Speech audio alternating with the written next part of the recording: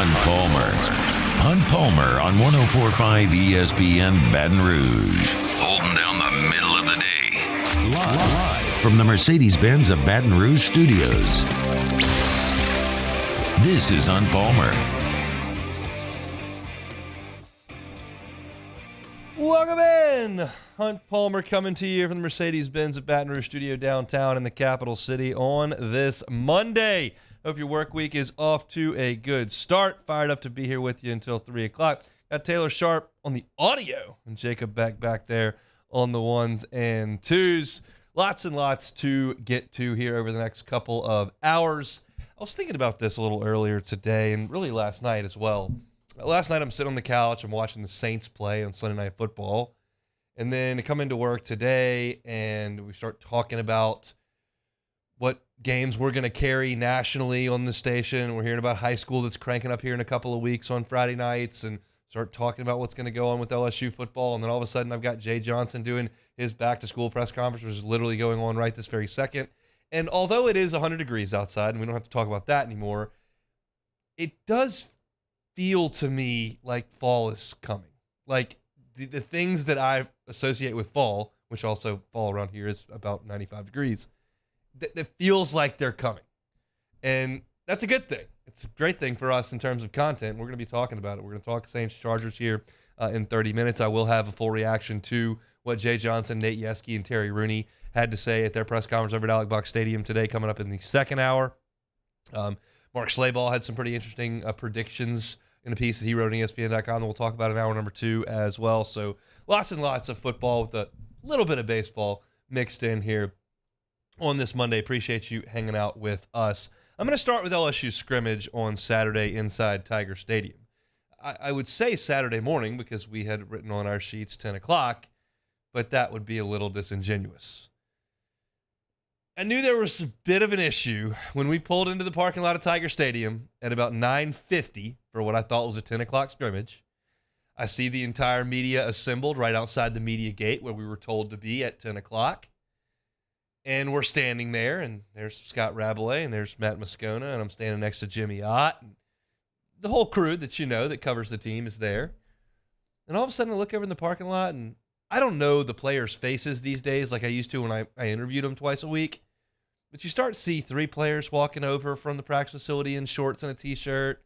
And then you see 6 more players kind of walking over. And then you see Brian Kelly walking over and Matt House walking over. And all of a sudden I realize it is now 10 o'clock when we were told that that's when the scrimmage was. And this team is not even anywhere near ready to play football. Nobody's dressed. Half the team's not even in the stadium yet.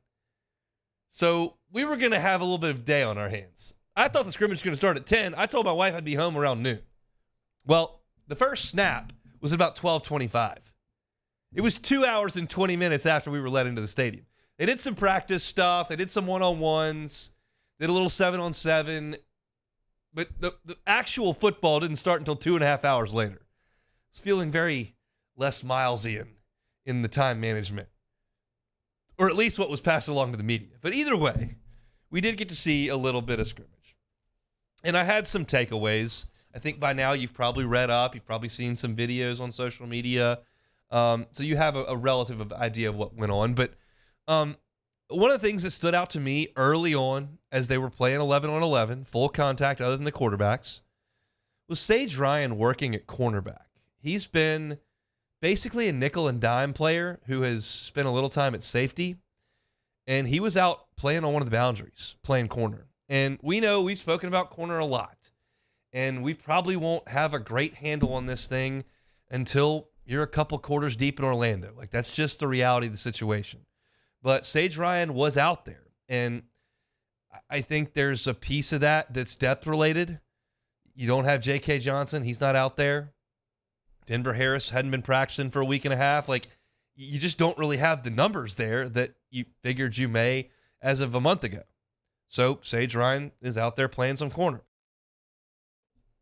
I did think that Zy Alexander had a pretty good day at corner as well.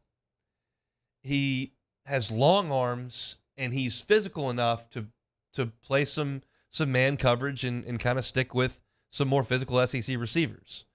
That's sometimes going to be your concern when you're dealing with an FCS player transferring up to the SEC. Can they handle it physically? And it looks like he can. I'm not claiming he's a first-team all-league corner or an All-American or first-round pick. That's what we're used to in Baton Rouge. But in the 7-on-7 portion and some of the one-on-ones, he holds his own. And that's probably, right now, your number one corner. Take that for what it's worth. You want to be skeptical of it? I'm fine with that. You want to believe fully that he's going to be a lockdown dude? I'm fine with that too. Like I said, about halftime in Orlando, those two wide receivers on the edge for Florida State and Jordan Travis, we'll have a good handle on what LSU's secondary can do. But I thought those two guys stood out. Sage based on the position shift, and Zy Alexander based on his level of play. Sage did get hurt. Looked like it was shoulder area, upper arm. We were up in the press box. I don't have binoculars, so couldn't tell for sure, and there's certainly no replay down there. But apparently, based on some initial reporting, it doesn't appear to be too serious. So hopefully Sage is just banged up. 2 weeks from game time. Hopefully he's ready to roll. The other secondary piece, before I get to some other things, was Javian Toviano. And he actually spent a little bit of time at safety on Saturday. I think he's still going to play some nickel. I still think he's going to play some dime. But he spent some time at safety. We know how versatile he's said to be. And the body looks SEC ready. Sometimes corners come in, they're underweight. That's common. He looks healthy and physically ready to play, but it's a moving piece. And I still believe, as we sit here 2 weeks from the kickoff, that LSU's secondary has still got some moving parts. That's evident from what we saw on Saturday. They're just not 100% locked in on what it's going to look like. I think they're still just kind of testing some waters. Now, Saturday was essentially the end of camp. They're off today because it's the first day of school. Got to get there for syllabus day. Sit there for 15 minutes, get the syllabus, and get out of there. But tomorrow, they'll crank things up. And I think tomorrow, you start kind of earnestly preparing for Florida State. Maybe not for the entirety of practice, but some segments, some sections, some periods of practice will be dedicated to Florida State. And I think part of the work on yourself piece of this is they got to figure out who these corners are and who these safeties are and who plays nickel. Do they put three safeties out there? Can Sage Ryan play on the boundary? I think they're still looking at some of those things. The biggest highlight level play and plays from the scrimmage actually came from running back. And you saw it if you're a big fan of LSU football because it made the social media rounds quickly on Saturday and Sunday. And that was Caleb Jackson with his 2 touchdowns. One, a 21-yard run where he made a guy miss in the backfield, got to the corner and powered in, showed some speed, showed some power, showed some agility. The other was the 70-plus yard catch and run on the swing pass where he jukes 2 players, throws a stiff arm down, and then outruns the entire secondary. I think Caleb Jackson is the only running back on the roster capable of making that second play. Catches the ball, makes 2 guys miss with lateral jukes, stiff arm, outrun the entire secondary. Maybe Emory could do it, maybe. But I think Jackson's the only one that could do it. I was amazed when he got it into full gear at the length of his strides and the fact that he was pulling away from the second team secondary. When we did meet the freshmen back a couple of weeks ago, I gave you Caleb Jackson as one of those freshmen in this class. And what I said was, this LSU running back room is deep with 8 guys, and I think that it's fine. But if I'm looking for the next Jeremy Hill, the next Clyde Edwards-Helaire, the next Darius Geis, the next Leonard Fournette, Jackson looks to me to have those traits over the other guys. I don't know. He missed his whole senior year with an ankle injury. I can't claim to have tape from 2 years ago that proves to me that he's the best back on the team. But you look at his size when you go out there, and he's big dude, and you look at the speed when he's running track in high school, and he's running away from the second team secondary down the sideline in Tiger Stadium, and Josh Williams just doesn't have those traits. Noah Cain doesn't have those traits. Logan Diggs is not that big.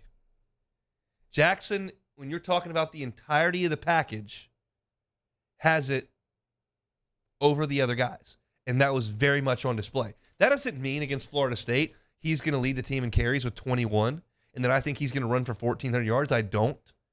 I think if Josh Williams is healthy, he's in there. I think Logan Diggs is going to get some carries. I think John Emery's maybe slipped back a little bit. But I have hope that Caleb Jackson emerges late in the season. How many freshman backs have we seen come on as LSU Tigers? I mean, go back to 2011. Kenny Hilliard was a non-factor until the Tennessee game midway. He became the lead back. Of course, the most famous example would be Justin Vincent. He was after a gray shirt year, but he became a star as a freshman when he was a non-factor early. I'm hopeful that's the case with Caleb Jackson. I don't know if he can pass block. I don't know if he knows the entire playbook. I know he's big, strong, can move. They got to coach him. But it was eye-popping to see those two plays. I had like actual reaction in the press box. Whoa. He could really go. So that was exciting to see. And that's a position that I'm hopeful on, but you just gotta wait and see a little bit more. All right, more football when we come back. I still have a couple of big-time takeaways from the scrimmage, one on the offensive line, one at the tight end spot. So a couple more things we want to get to. Come back with the Hunt Palmer Show. Hunt Palmer on 104.5 ESPN Baton Rouge. Snap into action this NFL season with FanDuel, America's #1 sportsbook. Right now, new customers get $200 in bonus bets guaranteed when you place a $5 bet. That's $200 in bonus bets, win or lose. You've been thinking about joining FanDuel? There's no better time to get in on the action. The app is easy to use. There's a wide range of betting options, including spreads, player props, over-unders, and more. So visit FanDuel.com/1045ESPN to kick off the NFL season. FanDuel, official partner of the NFL. Must be 21 and present in Louisiana. First online real money wager only. $10 first deposit required. Bonus issues not withdrawable bonus method. Expires 7 days after receipt. Restrictions apply. See terms at sportsbook.fanduel.com. If you're something that's going to be a problem, wants help, call 1-877-770-STOP. Our listeners fire off their opinions on the jimsfirearms.net hotline at 499-1045. Keep listening for your next chance to shoot us your thoughts with the jimsfirearms.net hotline on 104.5 ESPN Baton Rouge.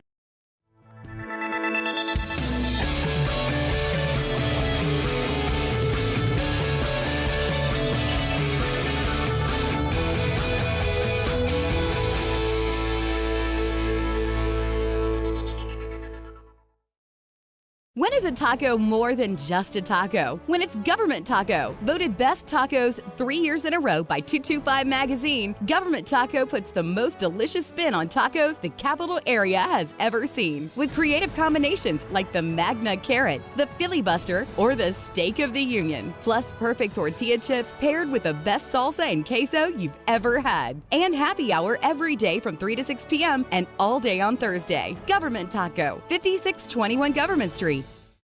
Follow us on Twitter at 1045ESPN to cast your vote in the Citizens Bank and Trust poll of the day. Vote daily inside Off the Bench, live at lunch, Hunt Palmer. And after further review, Citizens Bank and Trust brings you the poll of the day via Twitter at 1045ESPN. The world's leaders in obesity research, obesity medicine, and obesity science are right here. We're doing something that no one's ever done or trying to answer a question that no one's ever asked before. Pennington is a real jewel when it comes to research. We are finding the solutions to the world's worst chronic disease, which is obesity. Louisiana needs Pennington Biomedical. Gulf Coast Bank and Trust is giving our customers the power to bank anywhere, anytime during this challenging event. And we're right there with you. Our mobile banking app is a smart way to manage your money and time. Gulf Coast Bank and Trust, the bank that cares about you. There it is, the extra mile, on the border of expected and extraordinary for those willing to go further, like vans customized for work or play, with safety and tech to keep you connected, supported by a 5-star sales, service, and finance team, and backed by the 1-star you know. So go the extra mile. It's never crowded, because so few have what it takes to go there. Mercedes-Benz Vans. Gulf Coast Office Products is a nationally recognized Savin office equipment dealer based right here in Louisiana. Over 100 employees strong, Gulf Coast has the boots on the ground to support all vertical markets from education, engineering, legal, and finance. With the latest in office technology from desktop to production segment units, Gulf Coast and Savin have the perfect fit for you. Call 225-756-2644. That's 756-2644 for Gulf Coast Office Products. I've been doing business with Luba for 25 years. They're dependable, trustworthy. It's just the Monday edition of the Hunt Palmer Show. We are going to be live talking about LSU's open scrimmage from the weekend, as well as the Saints preseason matchup versus the Chargers. Join the Hunt Palmer Show from 1 to 3 p.m. weekdays, ESPN 104.5.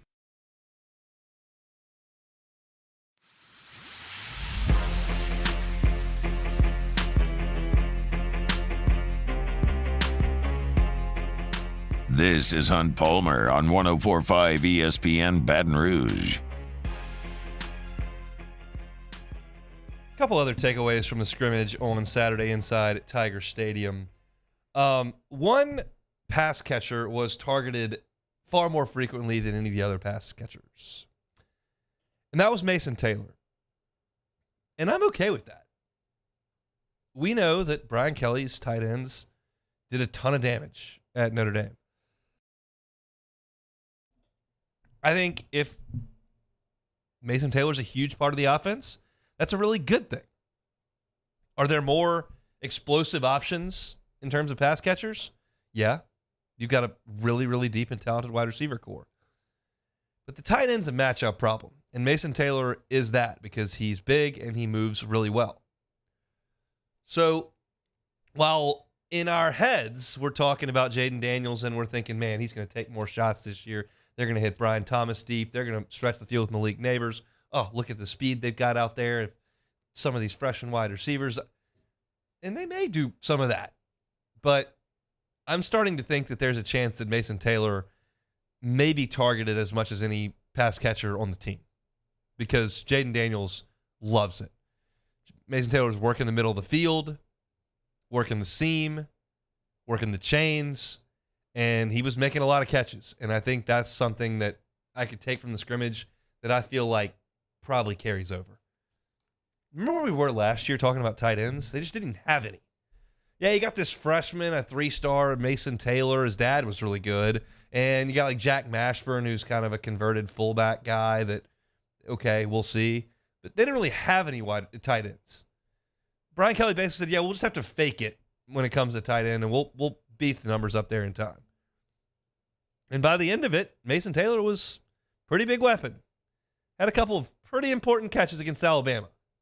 Big touchdown on the corner route, and obviously the last play of the game with a 2-point conversion. I think that's going to continue. He got a steady diet of footballs on Saturday, and I think Mason Taylor may well lead the team in catches. I think that's possible.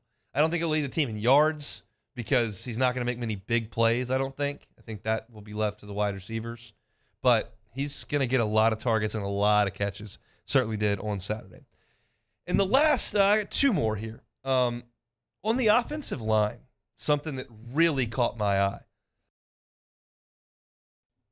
They were rotating Miles Frazier out of the game at right guard, putting Emory Jones at right guard and Lance Hurd at right tackle. This feels like a harbinger of things to come. It's something that just about everybody was jumping on immediately when Lance Hurd committed and signed. I'm the one sitting here going, wait a second. Just because Campbell and Jones did it as freshmen doesn't mean every 5-star freshman's got to immediately be plugged into the lineup. It's a physical position. It's one that takes some maturation. Like sometimes freshmen just aren't ready to get out there. And maybe Lance Hurd isn't, but they're giving him a look. And it brings into light that Emory Jones could theoretically be pushed down at some point, because we feel like all three of those guys are going to be on the team next year, right? And going to be 3 of your best 5 next year. Already getting a look at it. Lance Hurd makes Emory Jones look small when they stand next to each other. Remember last year, the Georgia tight ends, you had Washington and Bowers. And you know that Brock Bowers is like Megatron. He's like a transformer. He's massive, makes ridiculous jumping catches. He's built like a brick house. He's huge. And when he stood next to Washington in the huddle, he looked very average. That's what you get when Lance Hurd stands next to Emory Jones. Lance Hurd, 6'6", 340. And Emory Jones slides in there nice, 6'5", 320. But he looks like he gets dwarfed by the freshman. And they were that was not forced by injury, not forced by it was purely to get a look at it.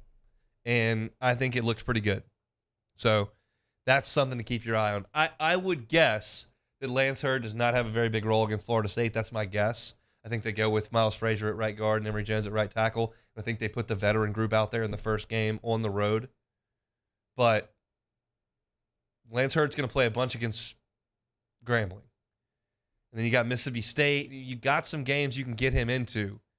And it would not surprise anybody if midway through the season there was a shuffle there, because they started that process. Well, they probably started it previous. We were made aware of it on Saturday as they were scrimmaging. And one more thing that we've got on the offense, a play that I saw run 3 different times, a couple times in the 7-on-7 and once in the 11-on-11, is the Aaron Anderson bubble screen. And if you remember, Mike Denbrock had a press availability a couple weeks ago. And one of the things he said was, we caught the ball a ton last year with our backs to the end zone. We were good at it.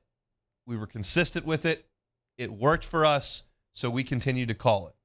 Stops, comebacks, stick routes, however you want to call it. LSU ran a ton of that. And he said, we got to do a better job of getting it to our playmakers so that they can run.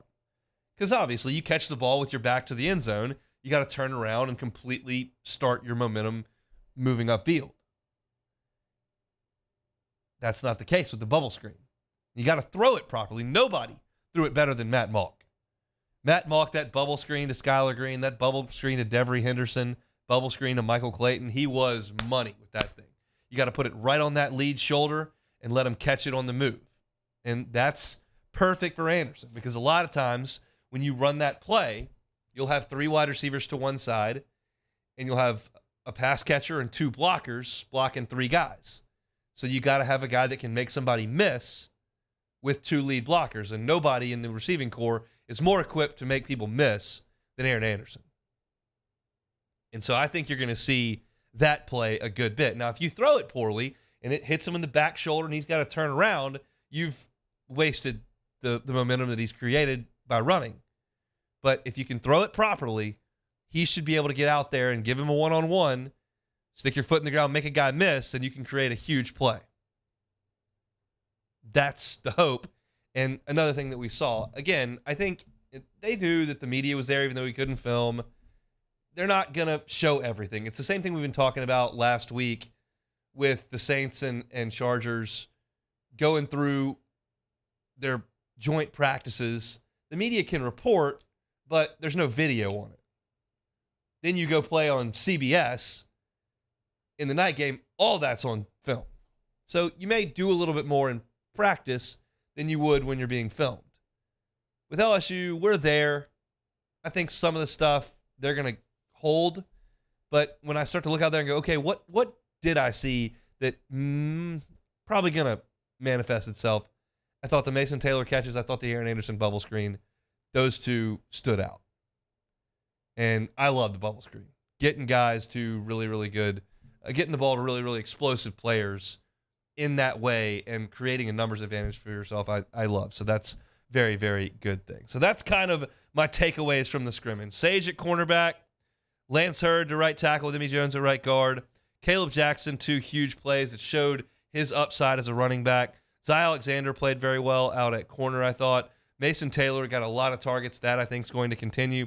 Javian Toviano getting some work at safety where he's been in the nickel a lot of time that we've been out there. And then Aaron Anderson on the bubble screen I thought was very, very good. So that's my run-through of LSU scrimmage on Saturday. And basically, we're now done. We get some media availability with some press conferences. But as far as watching them practice, that thing is shut down, and they are getting ready for Florida State, which comes up in 13 days. From right now, we're getting close, and it is week 0. I heard Jimmy and Charlie kind of getting prepped for week 0, talking about Vanderbilt and Hawaii, talking about Notre Dame and Navy. Niumatalolo is not there anymore. I probably can't get you there on a Monday. That's probably not where I'm gonna have most of my time allotted to on a Monday. But those of you who are locked in and fired up for week 0, I'm fired up for you. I'm gonna play 2 rounds of golf this weekend because once the season starts, those opportunities are few and far between. Saturday is a work day, and Sunday is a rest and be dad because you were away from the house all day on Sunday. So my golf, between now and Christmas, is a tough scene. We're gonna get 2 rounds in this weekend up in Shreveport before we get fired. This is your last no football weekend, which to some people means you better get some stuff done. Some people means can we just speed up and get to football? And to some people it's let me watch Vanderbilt and Hawaii until 9 o'clock at night. And if that's you, I'm all for it. It just may not be exactly where I allot my time this weekend. But either way, LSU football is close and coming up. You got any questions about this scrimmage, questions about what I've seen in practice, or anything you want me to address, get into the Bayou Forward chat and fire away. I know a lot of y'all are hanging out in there. If you would throw me a like on the stream, we'd appreciate that as well. When we come back, I did get a chance this time to watch the New Orleans Saints play, and some stuff stood out to me last night watching Saints and Chargers. That's next. In times of need, get a full list of phone numbers, websites, and other important emergency information on the Demco Stormwatch page at 1045ESPN.com. Bayou Chrysler Dodge Jeep Ram has $12,000 off MSRP on new 23 Ram 1500 trucks, all with Bayou's 1 million mile warranty. The crew at Bayou Automotive is going to do right by you. Dylan Cruz here to tell you about Six Rings Baseball and Softball Camp. If you live on the North Shore and play ball, go to Six Rings Camps with former LSU assistant coach Dan Canaveri. His knowledge is second to none, and your child will improve and have fun doing it. Camps are held at Coquille Park and Six Rings Academy in Covington with 4 sessions over the summer. Full day and morning only sessions are available from ages 7 to 13. Go to sixringsbaseball.com or call 985-206-9096. Learn the game to love the game. The Windsor Senior Living Community in Mandeville, Louisiana is a beautiful, vibrant apartment community geared towards seniors. They are nestled right in the heart of Mandeville, where seniors live a more carefree lifestyle in spacious apartments with the peace of mind that comes from having a little extra help. Call the Windsor at 985-624-8040 to schedule a lunch and tour. Come see how the Windsor can be your passport to peace of mind. Bayou Ford has $8,000 off MSRP, plus 1.9% financing on new 23 Ford F-150 XLT trucks, along with Bayou Ford's 1 million mile warranty. The crew at Bayou Ford is going to do right by you.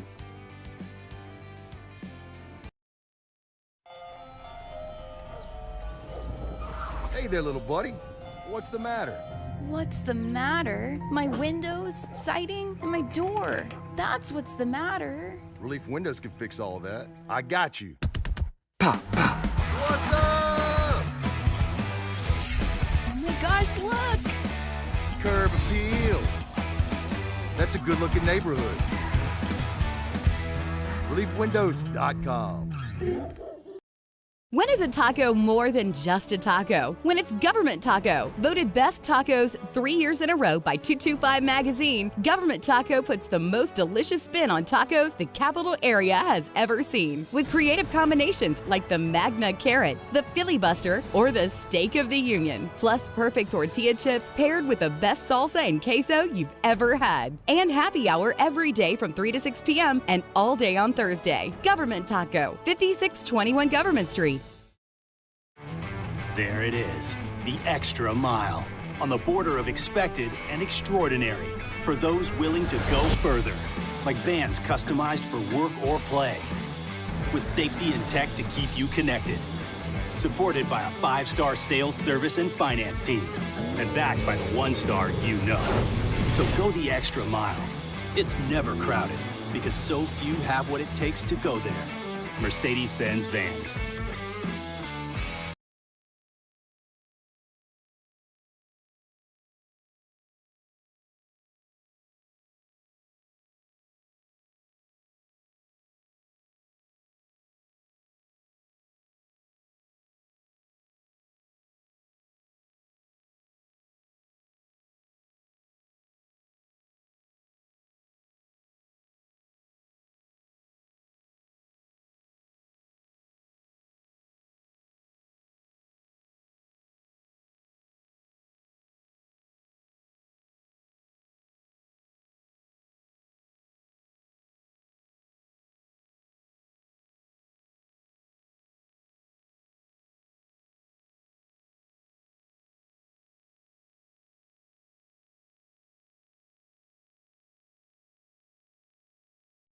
Moscona inviting to join us for Monday's AFR, presented by Relief Windows. We'll tell you about the LSU scrimmage in Tiger Stadium and recap the Saints weekend out in L.A. Join us for Monday's AFR, 3 to 6, 104.5 ESPN Baton Rouge.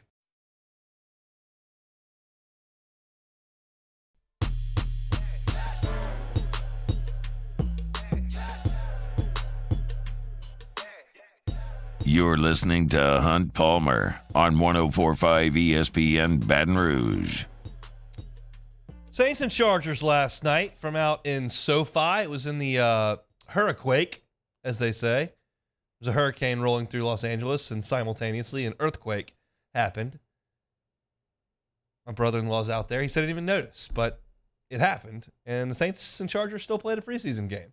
I know there are some media members who weren't wild about that idea, but the game got played out in SoFi, and I had some takeaways from watching it last night. Of course, most of the starters did not play. You didn't see any starting quarterback action. Derek Carr, Justin Herbert sat.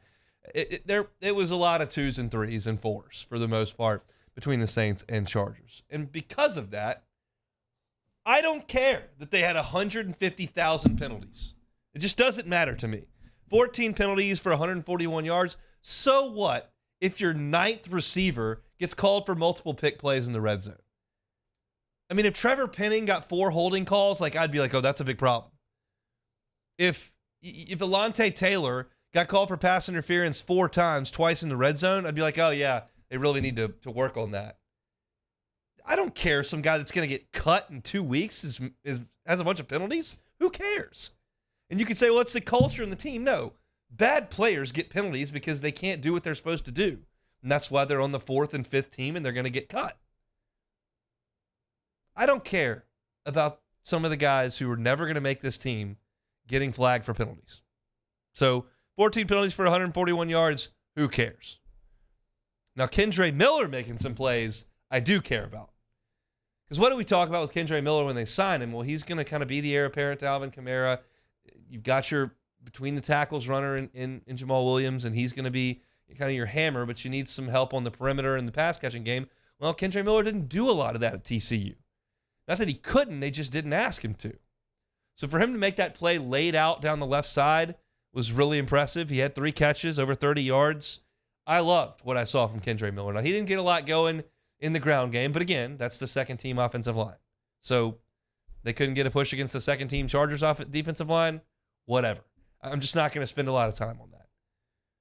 No team's championship aspirations ever come down to how good the entirety of the second-team offensive line are. But I thought that Miller's ability to catch the football in the game really stood out, and I liked that a lot. Jalen Smith kind of had his first extended action as a member of the New Orleans Saints. He was signed too late to get into the first preseason game, but he was in there last night and really looked the part. Really nice pass breakup, was active at the line of scrimmage. He's your third linebacker. You know you got DeMario, and he's going to play well. He needs to come back healthy, but you got Werner, and he needs to stay healthy. I think Jalen Smith's your next guy. And we'll see if Bond can make it and play some special teams and whatnot, but Jalen Smith is your third linebacker and looked very, very good last night. Keep in mind, he's still only 28 years old. So it's not like he's way past his prime and can't move at all. he had a nice year last year, played in both playoff games. I think Jalen Smith is a really nice add to this team and helps you with your depth. Now, this is something that I've been talking about since the beginning of camp that kind of seems settled at this point. I'm looking at the last 2 years of Will Lutz, and I'm going, this guy is not kicking well enough. We know he's coming off the injury, but then he was inconsistent. He's missing kicks under 40 yards. That ain't going to get it. And so you go get Groupie, and you say, all right, we're going to have a competition here. But when Lutz goes out, and he's perfect in the first preseason game, 3 for 3 again last night, 1 from 51 yards. Groupie was perfect too, and that's great. And Groupie had the game winner in the first preseason game, and that's awesome. But Lutz is the guy. And if he can return to the Pro Bowl form, obviously that's what you hope. If he reverts back to what he was the last 2 years, maybe you've got an insurance policy there if you can keep Groupie around. I don't know if they can, if they want to. But right now, as you look at it for the Saints season, Will Lutz is the kicker. And I think that's great because this organization has battled kickers for some time, and he's been the stalwart here. And you hope that he hadn't reached the end of the road. It appears he's in good shape, so that was great to see him 3 for 3. How about Peyton Turner? Little inside move off the edge, set the tackle up, darted inside that right shoulder, then gets the strip sack. That was a great play. The word that comes to mind when I hear Peyton Turner's name, other than IL, is flash. He flashes. Because he's so big and got such great athleticism, there are times in fall camp, in training camp, in preseason games, he does something that makes you notice him. But far too often in the regular season, he's either been a non-factor or in the training room, and it's hard to help from there. So last night to see him kind of set up that inside move and get into there for the sack, I thought it was great. I'd wish it was against the Chargers' first-team offensive line. It was not, but that's who's out there, and he overpowered him. I thought that the Peyton Turner looked good. Then you saw kind of the big storyline from the day, which was Nico Lalos going nuts in the fourth quarter, basically. 3 sacks, another TFL for 4 total, 3 QB hits. They couldn't block him. Now, it was the Chargers' third-team line, so take from it what you will. I'll personally take very little from it. I don't think Nico's making this team. You've kind of got your guys up there, and he's not one of them. Now, great that you were able to wear out the Chargers' third team. Just don't know that helps us in week 1 very much. But this is the opportunity, as we always hear, for players to make plays to showcase themselves for their next employer. The Saints kind of already know who the top 55, 56 guys are that are going to be in contention to make the team and head the practice squad. I don't think Nico Lalos is one of those. But somebody's going to look at that tape and go, you want to come practice a little bit? I think somebody's going to make that call. I just don't put a ton of stock that it'll be the Saints. And if I'm going to be, I don't know if it's nitpicking or critical or harsh or overreactionary. I don't know. I'm watching Brian Brzee, and I'm not seeing a lot of notice me plays from Brian Brzee. Now, he's playing the interior, and sometimes his job is to take up space, take up blockers, and free up the level behind him. And I get that. But I'm also told how good a pass rusher he is. And you're playing backups on the interior of on LA's line, and I'm just not noticing much. I locked on him for some snaps, and he just kind of didn't flash much. We're using that Peyton Turner word. So far be it from me to give up on Brian Brzee. That's not what I'm talking about here. I think he's got a ton of talent, and there's a reason why everybody had him in the first round. I just wish that I had noticed a little more juice last night playing against backups. And he got a lot of run in the first half. They sat him for the second half, but he got a lot of run in the first half. I just didn't see a lot. I'm not expecting a lot from Isaiah Foskey. We've kind of heard enough about him to go, probably a next year type proposition. Probably not a guy who makes the game day roster. But Brzee is. And I just wanted a little bit more from him last night in the game. So those are kind of my notebook takes on Saints and Chargers. Don't care about penalties because none of those guys are going to play. Kendre Miller can catch the ball and shows some athleticism, which I loved. Lutz, 3 for 3 with a 51-yarder. Peyton Turner, great inside move. Great job forcing the fumble. Saints forced some turnovers last night, which is usually an issue. But I'm not going to care a ton about the penalties because they're not going to be out there. I can't care too much about the turnovers forced by some guys that may not do a lot. Now, Peyton Turner is exempt from that, so that was good. Jalen Smith, third linebacker all day. Love it. Nico Lelos, probably going to be playing for the Jets, Packers, or Steelers pretty soon. But hope he had fun. It was a big day. It's kind of fun to watch. And then I wish Brzee would have just given a little more. But the guy that you do notice out there, defensive front, and we talked to Luke about this last Thursday, Malcolm Roach continues to make some plays, get into the backfield. Just some juice from the interior line for the Saints on defense because there was none of that last year. They were a sieve. You drive a truck through some of those holes. Thinking of the Falcons game, they got to upgrade their play at defensive line, and hopefully there was some of that. All right, that's my look at Saints and Chargers from last night. Still plenty to get to. Jay Johnson met with the media earlier today at Alec Box Stadium. We'll talk about that at 2 o'clock. Mark Schlabach had his 2023 college football picks and predictions by conference. He's got 3 bold predictions for every conference, and LSU is in one of them in the SEC. So is A&M. I want to talk about that a little bit later on in the show. So I hope your work week is off to a really, really good start. We will come back and close out hour number 1 next on the Hunt Palmer Show. Hunt Palmer on 104.5 ESPN Baton Rouge. Ochsner Health and MD Anderson Cancer Center have partnered to create Ochsner MD Anderson Cancer Center in southeastern Louisiana. This collaboration between Ochsner and MD Anderson is going to provide patients in this region with access to cancer treatments that are among the most advanced in the nation. Ochsner is the first and only provider in Louisiana with a fully integrated cancer program that's based on MD Anderson's practice standards and treatment plans. The physicians are going to have direct access to MD Anderson specialists and researchers, and they're going to be offering access to select clinical trials available to eligible patients. The best news is this expert cancer care is going to be given in 7 locations across New Orleans, St. Tammany, and Baton Rouge, and they're going to certify additional sites in the future. That's what Ochsner and MD Anderson are working towards. It's Ochsner MD Anderson Cancer Center. If you'd like more information on this awesome group of people fighting cancer each and every day, head over to ochsner.org.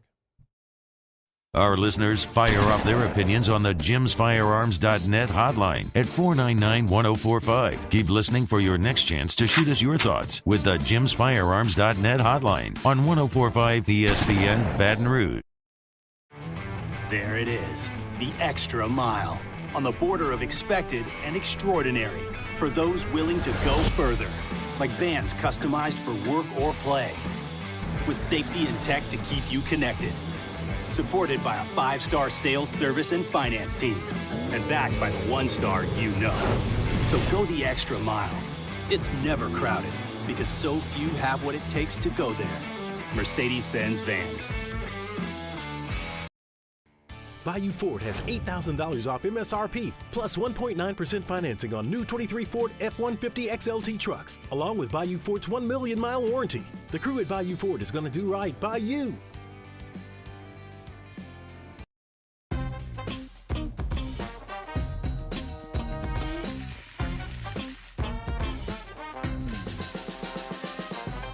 The best kept secret in town is out. Discover Tallulah at the Renaissance Hotel on Bluebonnet. Scooncha, fall in the air. Fall is right around the corner, which means fall fishing is, which means it's time for you to take your boat to the next level with front-to-back boat service in a bunch of different ways. You want a custom stair job, you can have a ton of fun out there on the water. They can do that. What about a spot lock trolling motor? So you stay right where you need to and cast some lines. Or sonar that's let you see the fish under the water before you cast. All of your maintenance needs as well. For 38 years, they've been at it and will continue to do so. The Sherman family of front-to-back boat service. Make this summer your backyard party year with Chris's Specialty Foods. Wings, burgers, brisket, steak, and boudin, plus great Cajun side dishes. We do all the prep, and you enjoy laughing with friends and family. Chris's Specialty Foods, Millerville, New Orleans, Prairieville, and Frisco. Everybody loves Chris's authentic Cajun meat.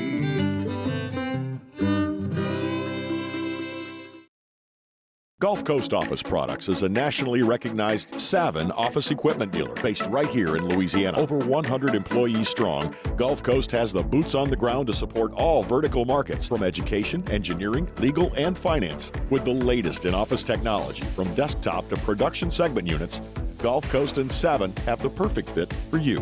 Call 225-756-2644. That's 756-2644 for Gulf Coast Office Products.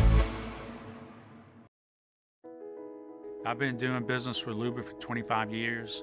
They're dependable, trustworthy. It's just the attention to detail with our clients. Our folks have years and years of experience. They're highly trained professionals, but many companies have that asset. What I'd like to think makes Luba a bit different is that we use those talents in a way. Up on Tuesday's OTB, the countdown to week 0 continues. We'll also bring you all the latest from both Saints and Tigers camp. And Nick Underhill stops by to talk some black and gold. Off the bench, 7 to 10 a.m., 104.5 ESPN.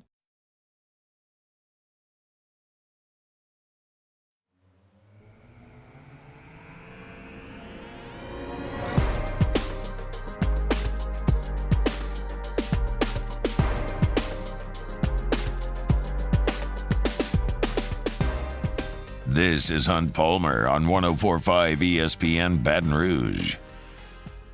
Moving right along here, Monday edition of the Hunt Palmer Show, 104.5 ESPN Baton Rouge. Incidentally, we are 1 week away from the first Brian Kelly media luncheon and press conference. We'll, of course, take that live for you right here on 104.5 ESPN Baton Rouge starting next week. Charlie and Jimmy are going to start at 10 o'clock in the morning on Mondays, so OTB will roll right into live at lunch at 10 o'clock. Brian Kelly's expected at about noon, and he'll go through 12:30 or so, and then Jimmy and Charlie will finish their show into mine at 1 o'clock, and we'll certainly react to all things Brian Kelly a week from right now. So looking forward to that cranking up next week. Another indication that fall is here. One indication that fall is here is school starting, and LSU starts class, as we mentioned a little earlier, today. That's why the football team has some time off, but kids are back, and school is in session. Syllabus week was wild time. Walk into those classes, you get the syllabus, you kind of look over, make sure you don't have anything on there that looks absolutely unacceptable. I remember one of the easiest classes at LSU when I was there was the first management. It was in Cox, and the teacher was awesome, and most people got A's, and it was a class that a lot of people took because it was one that you could get a lot of A's. Well, I just unknowingly signed up for the next management. It's like, well, it'll probably be easy too, so we'll handle that one. And I got into it on syllabus day, and I sit down, and at the end of the syllabus, as we're going through, it says you'll have like a 70-page paper due on such and such, such and such. And the class probably had 120 people in it. Like, it was a pretty big class. And I just got up and walked out of the back and just dropped it immediately. There was no way this class that I did not need for my major, that I just was in because I thought it was going to be really easy, that was going to require a 75-page paper at the end of it, was not going to be taken by me. So I was only in that syllabus class for about 6 minutes, and I had seen the end of it. If there are any college students listening, I know that this week is a lot of fun. Everybody's kind of back in school. If you're a freshman, wow, this is a whole new world and all that kind of stuff. Don't drink and drive.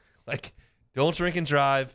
Take Ubers. That's my one recommendation to all of you college kids. That's pretty much goes for anybody all the time, but things can get moving pretty quickly your first year of college or the first week back. So just get a ride home if you're having some fun during the evening hours. I wanted to mention one thing briefly as we close up hour number 1 here before we get to some baseball talk at the top of hour number 2. Jay Johnson, Nate Yeske, his new pitching coach, and Terry Rooney, new director of baseball ops, met with the media today, and I have some thoughts that on some of the things that Jay had to say. But if you weren't paying attention, Dylan Cruz and Paul Skeens are lighting the minor leagues on fire, as you would imagine.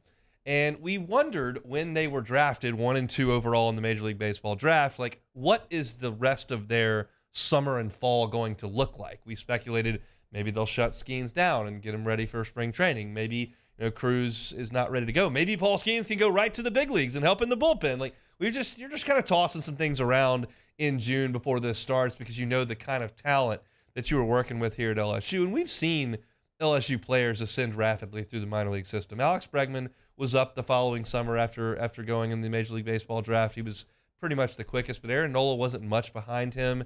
And when you've got guys that are this advanced, that have been in college, that are that talented, and are drafted that high, like they can move pretty rapidly.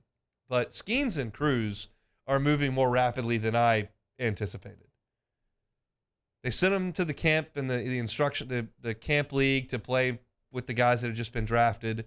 And they shipped him out to A-ball, and Cruz went nuts. You saw that when he was 4 for 4 with 2 homers and a double in the first 4 innings of one of the games at High A. And then all of a sudden, he shows up, and he's promoted to Double A. I was like, good grief, they already got Cruz in Double A? They do. And they already got Skeens in Double A, too. It just saw, as of today, Paul Skeens is being promoted to Double A by the Pittsburgh Pirates. I believe that this will be the last stop this year for them. You're inching towards September when the minor league season shuts down, and that's when they do some extra call-ups. But they used to allow you like 10 extra roster spots, 5 extra roster spots for a major league team. Now it's only 2. And really you use that for guys that can help you or guys that you want to give a chance to in the big league level that are maybe on their last legs in minor league baseball. You've got a guy who's been in the minors for 4.5 years. You're not real sure. You're out of the race. Bring him up and see if he can do it. It's not for elite prospects to come up. That's not the case. Now, if for some reason the Pirates were in first place, they could consider bringing Skeens up, I think. They're not in first place.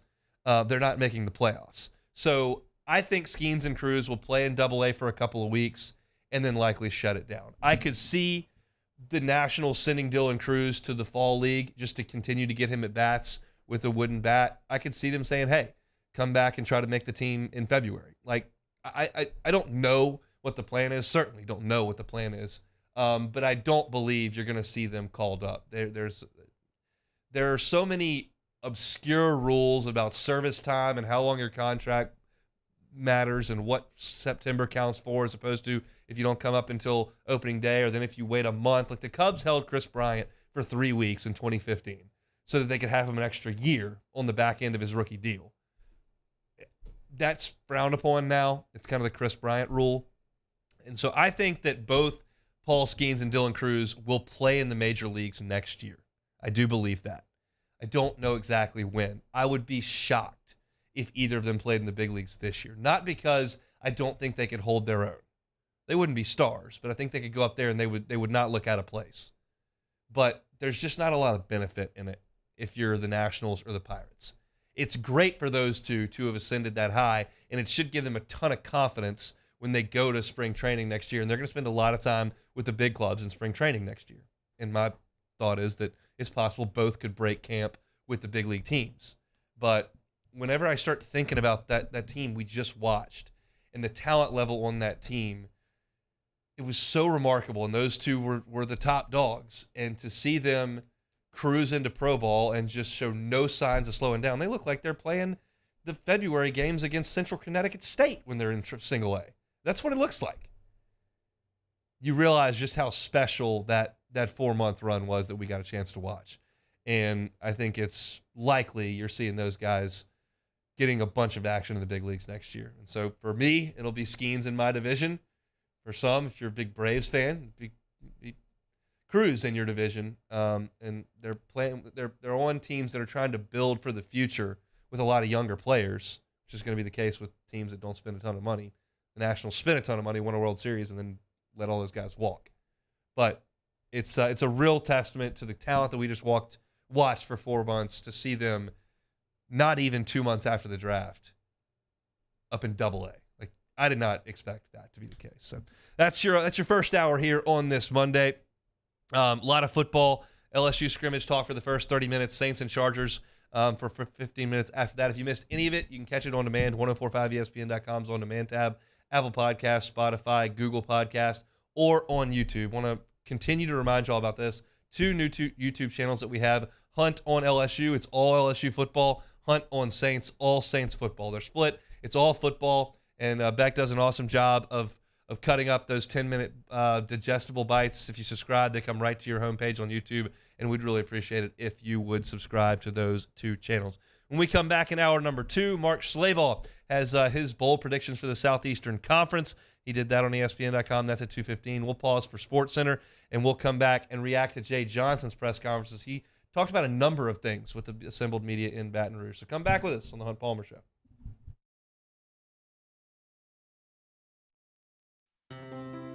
When it comes to ending cancer, we push forward, always working together for you.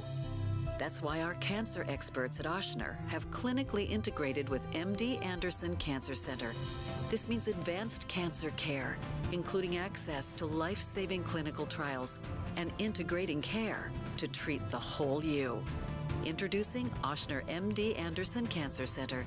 Long live you. Bayou Chrysler Dodge Jeep Ram has $12,000 off MSRP on new 23 Ram 1500 trucks, all with Bayou's 1 million mile warranty. The crew at Bayou Automotive is going to do right by you. Dylan Cruz here to tell you about Six Rings Baseball and Softball Camp. If you live on the North Shore and play ball, go to Six Rings Camps with former LSU assistant coach Dan Canaveri. His knowledge is second to none, and your child will improve and have fun doing it. Camps were held at Coquille Park and Six Rings Academy in Covington with 4 sessions over the summer. Full day and morning only sessions are available from ages 7 to 13. Go to sixringsbaseball.com or call 985-206-9096. Learn the game to love the game. The importance of doing this fortified program and offering it to people down here is, number one, the only real chance you're going to get to do this is when you put on a new roof or build new. And through companies like HUDCO, who's kind of leading the way in this thing, it's going to offer the customers a huge advantage in the insurance market and the price of their insurance. You know, we're not looking to make a fortune off fortifying. We're trying to give you a better product than our competitor at the moment. I'm trying to do something that he can. I'm trying to give you something better. So a lot of these insurance jobs, you're getting a re-roof, you're only paying your deductible. Let's sit down and talk about the fortified and let's see what it does to your insurance premium. You're getting a steal. Yeah. You're getting a brand new roof and a fortified certificate for your deductible, essentially. I think we're rocking and rolling.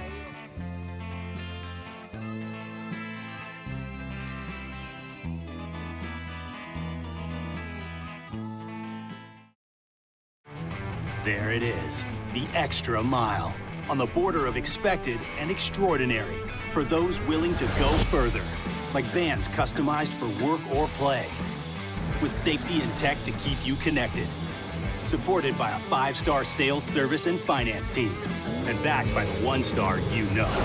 So go the extra mile. It's never crowded, because so few have what it takes to go there. Mercedes-Benz Vans.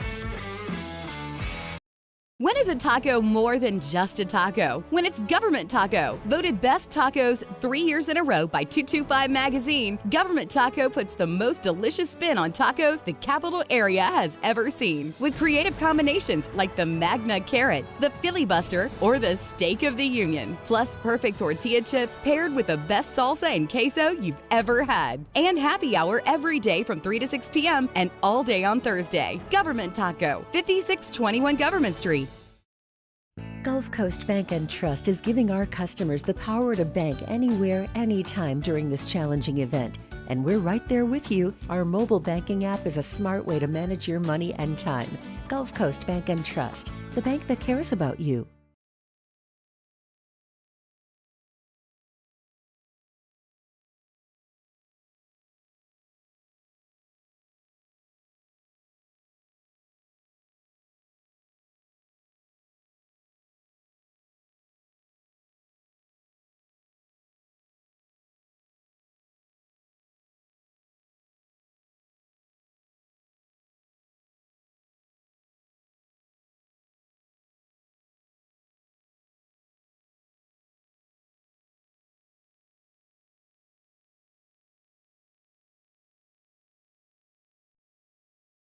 on SiriusXM Channel 80.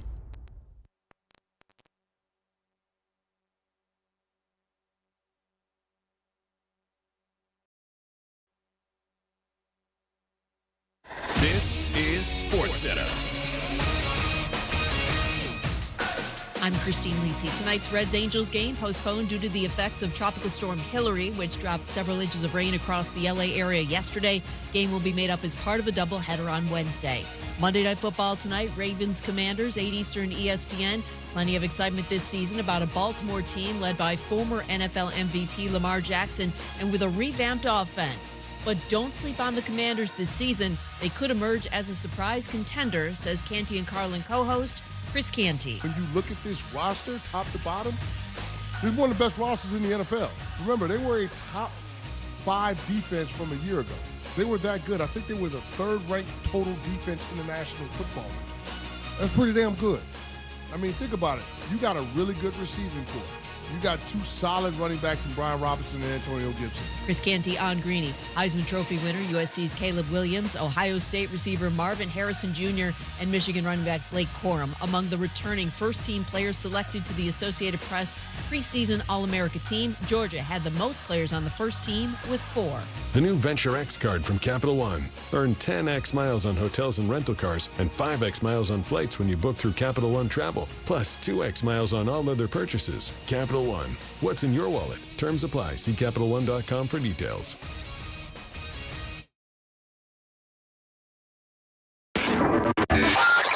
Now, Hunt Palmer on 104.5 ESPN Baton Rouge. Holding down the middle of the day. Live from the Mercedes-Benz of Baton Rouge studios. This is Hunt Palmer. All right, hour 2 on this Monday. Hope your work week is off to a good start. Hunt Palmer Show, 104.5 ESPN Baton Rouge. First day of school, traditionally, LSU will hold a baseball press conference to kind of introduce the new members of the baseball team. And in what has been the case the last couple of years, the new staff, because LSU continues to have coaches move on and get head jobs. Seen that Jason Kelly going to Washington, Coach Fitzgerald at Kansas, and now, of course, Wes Johnson heads to Georgia. So you continue to have some of that turnover. And Nate Yeske, pitching coach, comes over from Texas A&M. He had worked at Oregon State and then been with Jay Johnson at Arizona. And then you've got Coach Terry Rooney, who comes over. He was a member of Coach Maneri's first staff at LSU. He worked at LSU in 2007 and 2008 on that team that got to Omaha. And then he got the head coaching job at Central Florida, and he's meandered his way back and had a lot of very, very positive things to say about coming back to Baton Rouge. He said that he had been texting Jay incessantly trying to get a job at LSU, and finally that came true over the summer. Some of the quotes that came out from Jay Johnson's media availability that stuck out to me were this. Jake Brown, who was Louisiana Player of the Year over at Sulphur, left-handed pitcher, very much a draft risk in this past Major League Baseball draft, is going to be a two-way player at LSU to start things off. We know that Paul Skeens came here with a goal to be a two-way player, but he became so valuable as a pitcher they shelved that. And then we know that Gavin Guidry basically came here just as a shortstop, and they said, well, why don't you pitch a little bit too? That door is starting to open a little bit. We've seen some guys really do great things as two-way players in college baseball over the last few years. Jack Caglione was obviously the most prevalent this past year, as he was one of the top 3 players in the country in terms of the Golden Spikes finalists. But we saw a number of guys do it. Clemson had someone do it with a ton of success. Blanking on his name, but he was great at it. And I think there's reason to believe that guys can do that now. You don't want your Friday night guy, your ace, to be that. But if you've got a guy that can help you out of the bullpen, maybe be a Sunday starter, just help you one way or another, in a sport that limits you to 11.7 scholarships, you can get a couple of rolls out of somebody. Maybe it's the Shohei Ohtani effect. Maybe it's the fact that you've got a guy in Major League Baseball who's doing it better than anyone. That's like, hey, this can be done. So Jake Brown is going to get an opportunity to be a two-way player. Speaking of Gavin Guidry, who I just spoke about, his plan moving forward, according to Jay Johnson, is that he's going to just play defense and hit in the fall. That's what he was going to do in the summer, but he needed some time to recuperate and kind of recover from a long season. So he took the summer off. But he is going to hit and play middle infield in the fall. When the spring rolls around, he will focus back in on pitching and see where he finds himself offensively and defensively. If he's the best shortstop, best bat, best glove, he'll be the shortstop. And I would imagine if he's your starting shortstop, that his pitching role might diminish a tick. You've got such a deep pitching staff. It's going to be the strength of the team. You don't need him to do everything pitching-wise. Maybe once a weekend. 25 pitches.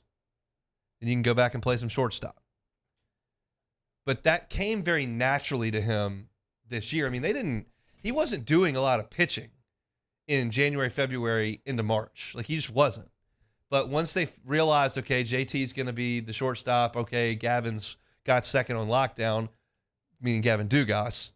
Gavin Guidry, well, he may be able to help us pitching. And, oh, by the way, we got so many injuries from a pitching staff perspective that we're going to have to use him on the mound. And he developed that really, really quickly. He's got that great breaking ball, and he throws hard enough. So they feel like if he just lets his arm rest and focuses on offense and defense in the middle infield in the fall, he can pick it back up in the spring and be ready to pitch for LSU. So he becomes an option at short and second, and I'm excited to see him try to swing the bat in the fall because it wasn't great last year in the fall, but it's a new year. He's a year older. Those were the two most interesting, I think, things from a perspective of the team. A very interesting comment that Jay Johnson made today about the Major League Baseball draft, and it was in reaction to the fact that LSU only lost one signee to the Major League Baseball draft this year. You just lost one of your entire class. Kept the rest of it intact. And he said, yeah, I just think that's kind of the trend here now. Because you've got only 20 rounds in the draft. Don't have 40 anymore. It's half as long. You've got NIL opportunities in college. You've got a fast track to the big leagues that is college baseball. I mean, look at what, you can't compare everybody to Cruz and Skeens, but like, guys get up quickly when they play 3 years of college baseball. And now, since you can make some money, especially at a place like LSU, and you can play on ESPN instead of in a chain link fence somewhere in Helena, Montana, and you can fly charter, and you can have the pitch lab at LSU, and you can have all these wonderful facilities. Like, it's a better quality of life. And Jay said today, which I found interesting, that he had two different guys who signed out of high school last year with a major league organization that were signed with LSU, and they said, I wish I would have come to college. And he said that both of them signed for $2 million. Well, I happen to have all the signing bonuses from LSU's class last year. I know what everyone signed for. It's public knowledge. Jim Callis always tweets it out. So I can tell you that Justin Crawford got $3.8 million. I don't think he was texting Jay Johnson saying, man, I really screwed this one up. Mikey Romero was the 24th pick in the draft. He signed for $2.3 million with the Red Sox. That sounds about right. Tucker Toman, real good hitting corner infielder, 77th pick in the draft to the Blue Jays. What'd he sign for? $2 million. I don't know. I didn't talk to Mikey or Tucker. I haven't talked to Coach Johnson. I haven't talked to anybody over there. But if you're telling me that two high school players that signed for $2 million texted after the College World Series and said, hey, wish I would have come to class, well, I've only got two options here. So I think I know. And if that is really the case, and I'm sure they're not miserable. They're professional baseball players who signed for north of $2 million at 18 years old, and their job is to get to the yard and play some baseball. But I will say, as I just went on that diatribe, like, it is a more comfortable lifestyle to be a college baseball player. And it certainly puts you in a better environment in terms of super regionals and Omaha and all that kind of stuff. Yeah, I mean, you signed to go play for Michigan outside of the run they made to the national final, and it's freezing cold while you're trying to play, and you're playing in front of 100 people, and that's not quite it. But you come to LSU, you come to Mississippi State, you go to Florida, you go to South Carolina or Vanderbilt, the environment in those games and the quality of life is just better in college. Now, you got to go to Psych 1001, got to go to syllabus day like I was just talking, and you don't have to do that in Helena, Montana, or Pensacola, or Rancho Cucamonga, California, or wherever. But I think word's getting out, and I think that's why you're seeing high school players go to college at a higher rate than you have. Now, you still get $2 million. That's nothing to sneeze at. It's tough for me to tell the 24th pick in the draft, hey, pass on that $2 million. But they're sitting there watching ESPN from their motel room, wherever they are. And it's like, man, that would be pretty cool, huh? So, some more news that came out today from LSU baseball. We'll get some sound and maybe play some of that tomorrow, and I'll give some further thoughts on it. Jay was literally speaking to the media as I went on air, so I had to mute the press conference, and I'm not exactly sure what he said after that. If anything of substance came out from that after we went on air, we'll certainly get to that coming up here tomorrow, and we'll cut some sound up and have that ready for you. But we're going to transition back to football after this timeout, and we'll talk about Mark Schlabach. He wrote a column about every single conference in college football, and he had 3 bold predictions for every conference. LSU mentioned in one of those bold predictions. I'll tell you what that is next. You're listening to Hunt Palmer. One Bath and Closets. OneBathAndClosets.com is the website. David Duvall and his team been at it 30 years. 30 years redesigning and remodeling bathrooms and closets. They can do a full-scale bathroom renovation and remodel for you. Soup to nuts. They handle every single thing. You don't have to call a floor guy and a plumbing guy and a shower guy and a tile guy. Nope. David Duvall and his team handle the entire thing, start to finish. It's the only call you make. Maybe it's not that complicated. You just want to do a tub-to-shower conversion. They can do that for you. They can take out that tub that you don't use, put in a gorgeous glass walk-in shower, changes the functionality and the aesthetic of your bathroom. Maybe it's not you. Maybe it's a loved one in your life who is having a little bit of trouble getting around. Bathroom could be a dangerous place, but they don't want to move. Well, that's okay. David Duvall and his team can come in. They can put in a walk-in tub that makes things more convenient and safer, can put in some hand railing, some guard railing in the shower area.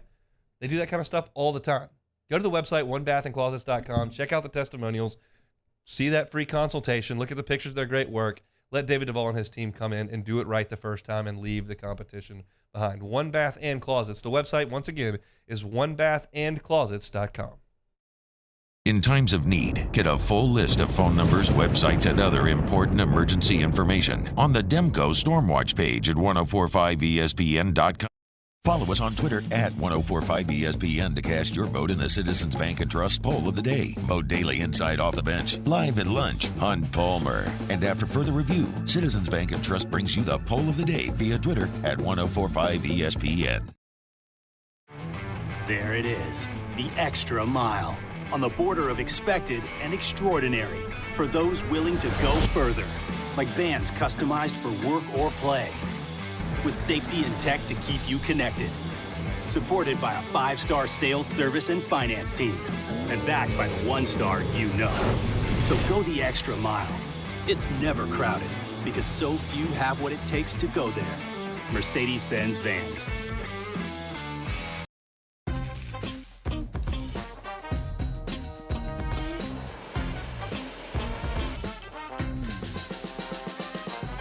The best kept secret in town is out. Discover Tallulah at the Renaissance Hotel on Bluebonnet.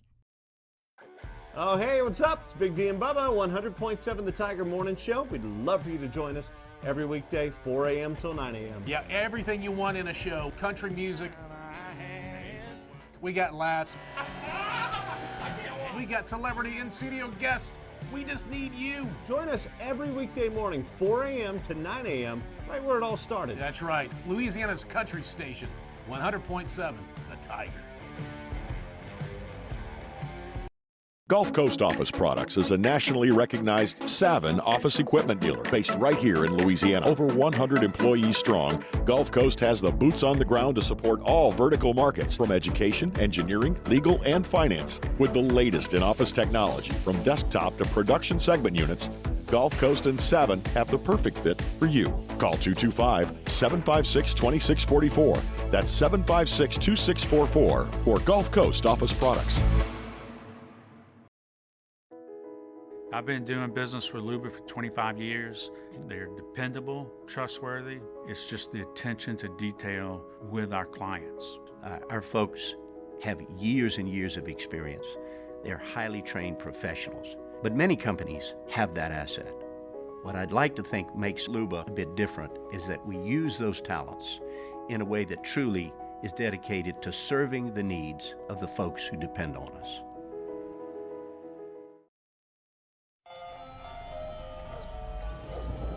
Hey there, little buddy.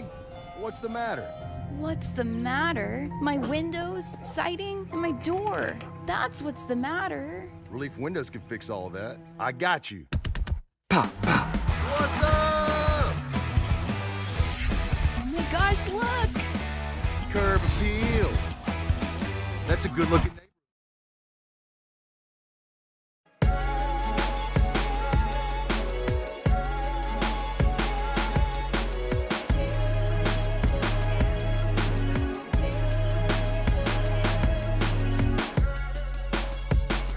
You're listening to Hunt Palmer on 104.5 ESPN Baton Rouge.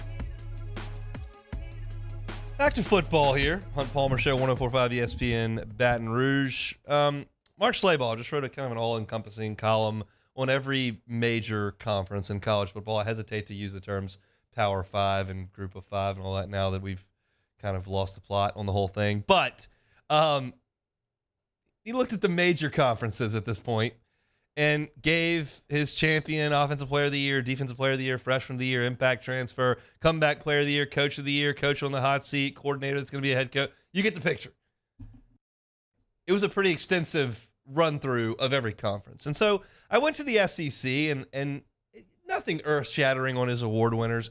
He picked Georgia to win it, sure. Offensive Player of the Year, Brock Bowers, sure. Defensive Player of the Year, Harold Perkins, sure. Freshman of the Year, Caleb Downs, safety over at Alabama. Impact Transfer, Devin Leary, who I think most people think is going to be really, really good for the Wildcats. 35 touchdowns to 5 picks 2 years ago at NC State. That should be more productive than what Will Levis was. Comeback Player of the Year, Mason Smith. Love to see it. Coach of the Year, Brian Kelly, LSU. Hard for me to see Brian Kelly winning Coach of the Year in the SEC if LSU doesn't win the SEC, right? Because there's a lot of expectation on LSU this year. There was none last year. You were coming off 2 500 years. You had a new coach, no players. It looked bleak for LSU kind of entering the season, and they patched it together, and they got it done, and Brian Kelly getting votes for Coach of the Year last year makes a ton of sense. But now everybody's looking at this going, okay, you've got a returning starter at quarterback who started for 4 years. You've got 2 of the best players in college football on defense. You got one of the top wide receivers. Your offensive line remains intact. Like, there's reason to think you would win the SEC West and maybe win the SEC. And I think if Georgia is going to be the champion, I think Kirby Smart is going to be the Coach of the Year. LSU's not in a position to go 10-2, lose to Georgia, and, Coach of the Year. Jimbo wins the league, or no, Jimbo wins the West, he could be Coach of the Year. Hugh Freeze wins the West, he is Coach of the Year. Lane Kiffin wins the West, he is Coach of the Year. But if they don't win the league, I don't think they're going to have Coach of the Year. Now, he did say non-conference game of the year is LSU Florida State, which I would certainly get on board with. The conference game of the year, he says, is LSU Alabama. One common denominator there between the 2 top games of the year, the LSU Tigers. Now, the 3 predictions for the SEC, the first one is dealing with LSU. Bold prediction, LSU beats Alabama in Tuscaloosa. Slayball writes, it's basically a toss-up on which team's going to win the SEC West, but I'm going with the Tigers because of quarterback Jaden Daniels and the Tigers' stout front 7 on defense. Daniels has to be better throwing the ball down the field for LSU's offense to prosper. There are also some holes in the secondary at DBU. Alabama's going to be steaming mad after falling to the Tigers 32-31 in overtime in Baton Rouge last year. I just don't trust Alabama's quarterbacks and receiving core, which was pretty underwhelming last year. Tide's offensive line has to play much better after surrendering 167 tackles for loss and 63 sacks the last 2 seasons combined. And that's with Bryce Young back there, who's basically Houdini. I didn't realize Bama's going to start a true freshman at left tackle this year, which was news to me when I was reading up today. LSU did that last year, and he was great. And if you've got a guy that's that good, Cam Robinson did it over there. So I'm not suggesting it's like some kind of death knell for the season. Just surprised me a little bit. They tend to recruit pretty well over there in Tuscaloosa. But LSU beating Alabama in Tuscaloosa is not all that bold a prediction these days. I feel like a lot of people feel that way. I went on all summer saying that I thought LSU would be picked to win the SEC West at Media Days. They weren't. It was really tight, and Bama was picked. But a lot of people feel like LSU's team feels more complete, especially at the most important position on the field at quarterback. So not overly bold. Now, the next take that Schleybaugh has from the SEC is bold. Texas A&M's Bobby Petrino will win the Broyles Award. Those that don't know, the Broyles Award is awarded to the top assistant coach in college football. If Bobby Petrino wins the Broyles Award, A&M's going to be a force. You know they're coming off 5-7. They were 13th in the league in scoring, 11th in rushing, 10th in passing. It was awful last year for A&M.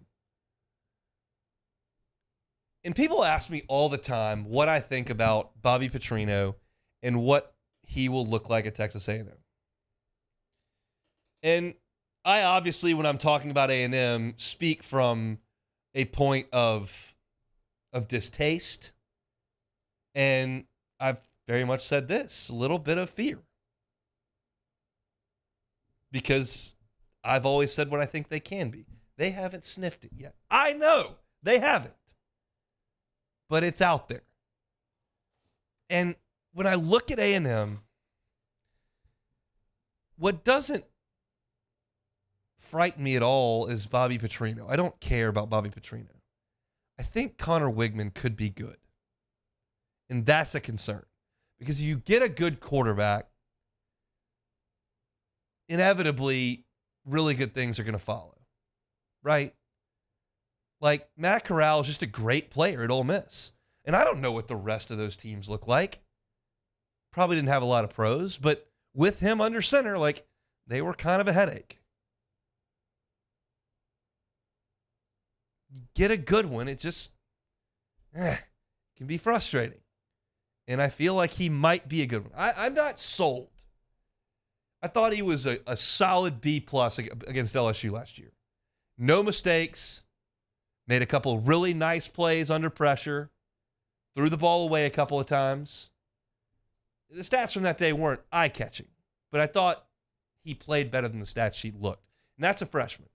And you pair him with Aniyah Smith and with Smooth Muhammad and with Evan Stewart, he's got some guys he can throw to. We'll see if Jake Johnson is that guy. They had Donovan Green go down, their tight end for the year. So Jake Johnson, I think, is kind of their tight end of the future now. I'm a little more concerned with Wigman than I am Petrino. That's how I feel about A&M. We'll see. And the third bold prediction of the year is that Georgia quarterback Carson Beck is a Heisman Trophy finalist. Beck attempted 35 passes as backup last year. Has to replace Stetson Bennett. Beck lacks Bennett's mobility. He's got a stronger arm. He's going to benefit from something Bennett didn't have, a deep and talented receiving core.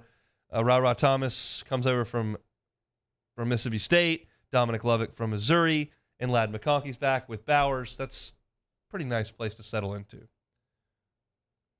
I think we're all giving Georgia the benefit of the doubt here that they'll just plug and play.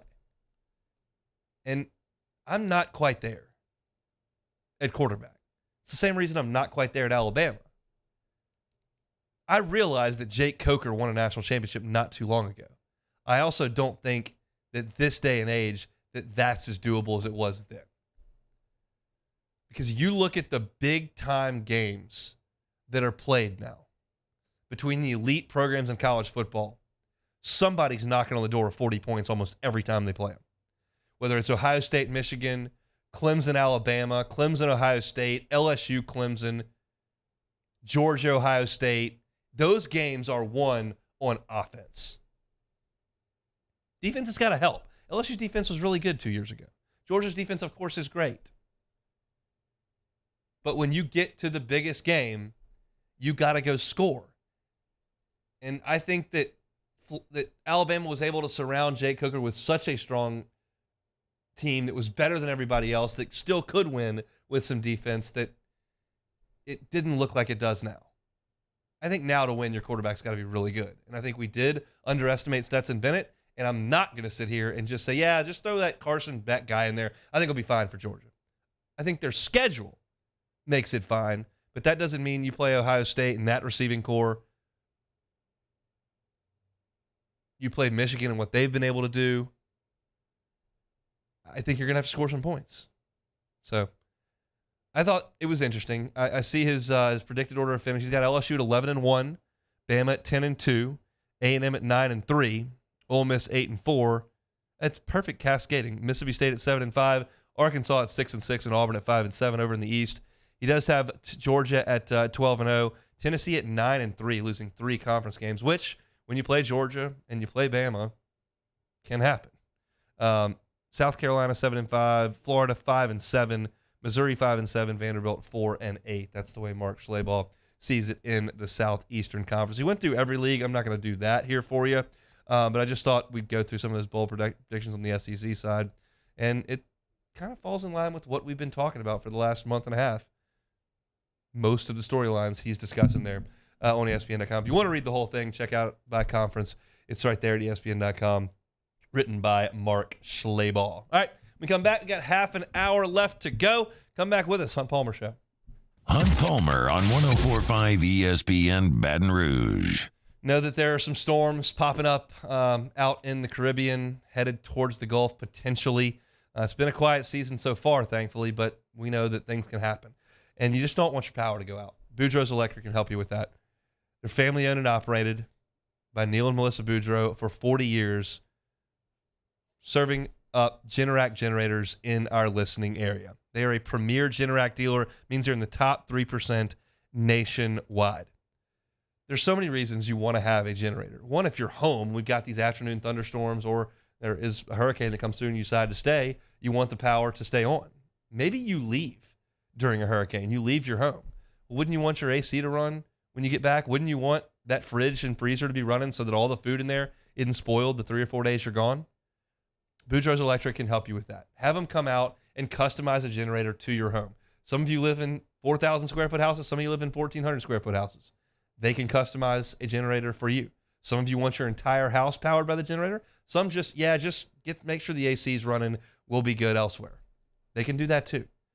But you won't know unless you call them. Same number they've had for 40 years at Boudreaux's Electric. 985-397-1562. It's Boudreaux's Electric at 985-397-1562. Our listeners fire off their opinions on the jimsfirearms.net hotline at 499-1045. Keep listening for your next chance to shoot us your thoughts with the jimsfirearms.net hotline on 104.5 ESPN Baton Rouge. When is a taco more than just a taco? When it's Government Taco. Voted best tacos 3 years in a row by 225 Magazine, Government Taco puts the most delicious spin on tacos the capital area has ever seen. With creative combinations like the Magna Carrot, the Filibuster, or the Steak of the Union. Plus perfect tortilla chips paired with the best salsa and queso you've ever had. And happy hour every day from 3 to 6 p.m. and all day on Thursday. Government Taco, 5621 Government Street. Hello, Samantha, dear, I hope you're feeling fine. And it won't be long until I'm with you all the time. But until then, I spend my money up right down on my last dime. Come on, in Baton Rouge.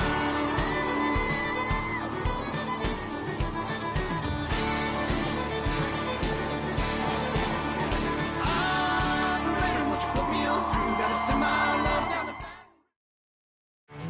There it is, the extra mile, on the border of expected and extraordinary for those willing to go further, like vans customized for work or play, with safety and tech to keep you connected, supported by a 5-star sales, service, and finance team, and backed by the 1-star you know. So go the extra mile. It's never crowded, because so few have what it takes to go there. Mercedes-Benz Vans. I've been doing business with Luba for 25 years. They're dependable, trustworthy. It's just the attention to detail with our clients. Our folks have years and years of experience. They're highly trained professionals. But many companies have that asset.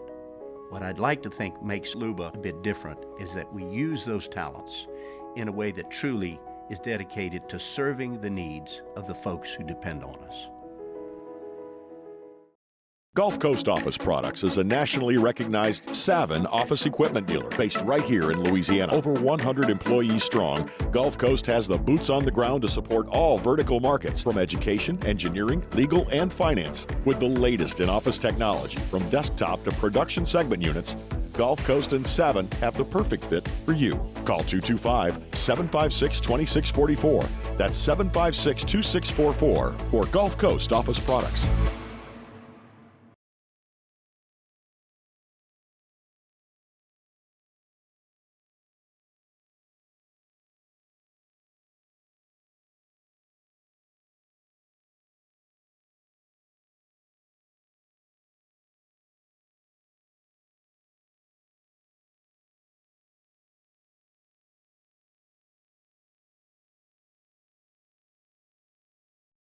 Join me for a Tuesday edition of the Hunt Palmer Show. Glenn West joins us talk about the Tigers and Sharif Ishaq on the black and gold. Hunt Palmer Show 1 to 3 weekdays, 104.5 ESPN, Baton Rouge.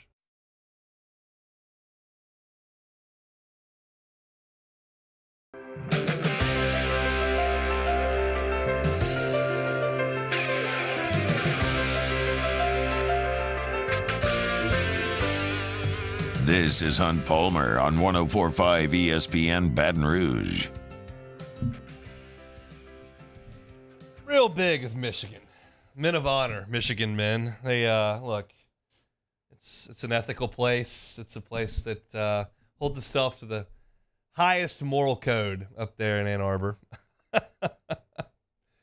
So if Jim Harbaugh got in trouble, he was texting recruits during the COVID period, which was all dead period. You couldn't do any texting. And they asked him, okay, well, were you texting recruits? I don't remember. It was 2 years ago. I can't remember. Well, turns out he was texting recruits illegally.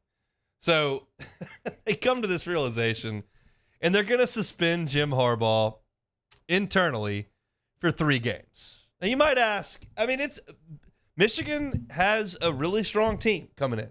J.J. McCarthy's back, Blake Corum.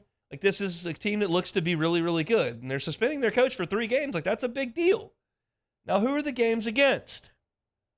We're going to miss that game with East Carolina Pirates. Oh, well, that's tough. And UNLV's coming to town. Here come the running Rebs into the big house. Well, who's game 3? Bowling Green, the Falcons out of the MAC. Big of Michigan to suspend Jim Harbaugh. Well, who are they playing when he comes back? The Big Ten opener against Rutgers. Jim Harbaugh will be on the sideline in his khaki pants and probably a blue hat with an M on it. He's gonna miss the first 3 games. Whatever. This whole thing with recruiting violations is just about jump the shark. It's like nobody cares. Nobody gets in trouble. Just do whatever you need to do to get players, and if you might get caught, we'll slap you on the wrist. Is what it is. Well, you'll love this, okay? It's crazier than you think. So they gave him 4 level 2 violations, which in itself isn't that bad. It was like you were texting a recruit outside the dead period. They were videoing players practice like via Zoom, which during COVID, I feel like that would be preferred, not frowned upon. But yeah, it seems to be good. 2 other things. And then so it wasn't really a big deal. They gave him a level 1 violation strictly because he lied to him, and that was going to be the suspension. But he can participate in practice and all of that. He just cannot be with the team from midnight on Friday to midnight on Saturday. So he can be with the team all week leading up to the game. He just cannot be there on game day. So he practices all week, gets them ready for the team meeting, releases them at midnight. Then he goes back to the Harbaugh house and drinks some milk and gets ready for Sunday film study. Yep. That's impressive. He's a weird guy. Just a real weird guy. Well, I think he's a good coach. Remember the story a couple years ago? He spent the night at a kicker's house. He was a recruit. Yeah. He's weird. His answers in press conferences are weird. the sleepover at a kid's house is weird. They were the ones that were on with the satellite camps to start, and like, to his credit, I guess he will push the envelope, but he's still just a tick odd, I think. All right, AP came out with their preseason All-American teams for college football. How about this? I can't claim to have a great handle on who the All-American outside linebackers or safeties are. Like I'm not that deep into the weeds on knowing the players in college football, but I do think it's interesting that 7 SEC players are represented on the first team. The Big 12 had 12 first-team selections. That's almost double what the SEC had. The Pac-12 bringing in 5. Ohio State and Michigan each had 5 first-team selections from the Big 10. Buckeyes had 2 of the top 3 wide receivers. Wolverines running back Blake Corum and their guard Zach Zinter, who's one of the best players in the country, are on there. But you're wondering, what about LSU? They got anybody? They do. They got a few on the first and second teams. On the defense, you got Harold Perkins, who is a first-teamer at linebacker. He joins Jason Dumas-Johnson from Georgia and Tommy Eichenberg from Ohio State. That's first team. And for the second team for LSU, you've got Malik Neighbors at wide receiver. And you also have Mekhi Wingo coming in at interior defensive line. So LSU's got 3 on there. No recognition for Jaden Daniels. No recognition for Mason Smith on these lists. No Will Campbell, who I always kind of look for on these lists. And I don't feel as though Will Campbell's necessarily getting quite the attention that I think he may deserve. We were talking about Alabama in the last segment, starting a true freshman at offensive tackle and how LSU did it last year and how it's not easy. It's not something that should just be assumed. And Will Campbell established himself right out of the chute in spring ball. I've never seen, I've only been covering LSU for 12 years, but I have not seen a freshman come in spring football and be given a starting job 2 weeks into spring football. Brian Kelly flat went to the press conference during spring ball and said, Campbell's the left tackle. We'll figure out all the other stuff. He's left tackle. 2 weeks in the spring of what should be his senior year in high school. And the way that he played last year was exceptional. And I just feel like he should get some recognition. Now, again, I cannot sit here and tell you that I know how good Kelvin Banks or J.C. Latham are. They're the second team offensive tackles. Banks plays for Texas, Latham plays for Alabama. I'm sure they're great, and I have no way of comparing what they've done at the college level and what their accomplishments are relative to Will Campbell. I don't know. I just know what Campbell did, and it seems pretty good to me. If you go to the first team offensive tackle, you got Joe Alt from Notre Dame and Olu Fashanu from Penn State. Couldn't pick him out of a group of 2. No idea. But I just feel like Will Campbell kind of potentially gets left off. You're looking for some other guys on this list. Of course, Caleb Williams is your first team quarterback. Travis Hunter, a first team all-purpose player. He was the 5-star top 5 player in the country that went to Jackson State with Dion and is now out in Colorado. I found that to be kind of interesting. Of course, as we always look at, Jared Verse is the first team edge rusher with Braylon Trice from Washington. But I believe he's the only Florida State player listed on either of these lists. I want to make sure that I'm right because this came out while we were on the air. No other Florida States. Clemson's got 3 second-teamers on defense with alongside Mekhi Wingo, and they're all up front. Dallas Turner on the edge from Alabama is a second-teamer on defense as well. So